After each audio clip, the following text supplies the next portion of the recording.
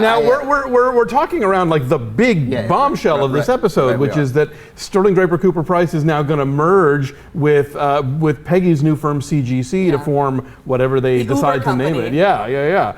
I mean, did you see that coming? No, not at all. I mean, obviously they were struggling. They're trying to land the big client. They're trying to establish themselves.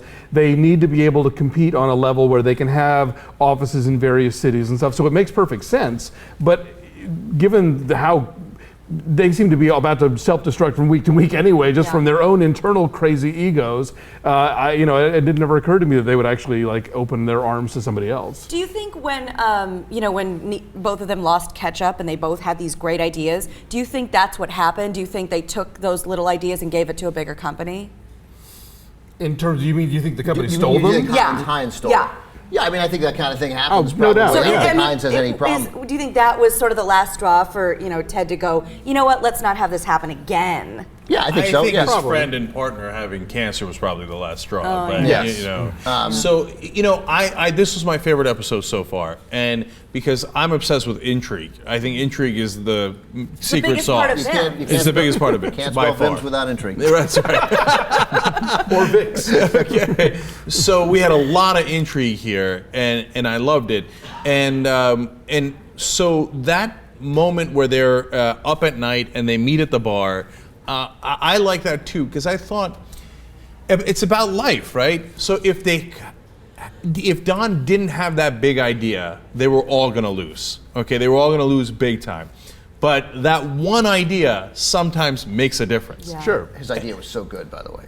Don's idea. The way to roll out the car. Yeah. What about then, sort of related to that, Peggy's kiss with Ted, and then the incredibly un-Mad Men-like moment. It seemed like something that Mad Men doesn't do, of Peggy imagining Ted there instead of Hippie, and kissing him, and that just struck me. It's okay, I get the storytelling technique, but it was not Mad Men-y. It seemed like, I don't know whether I'd have flashed it. It was very soap opera-y. It was a little soap opera-y. It's a little dream sequency, but I thought it was an economical way to sort of let us know what she's thinking, and the whole notion that she's basically about to have sex with Hippie, thinking about Ted the whole time. Yeah, sure, but and then at the end, we don't know what Peggy's thinking.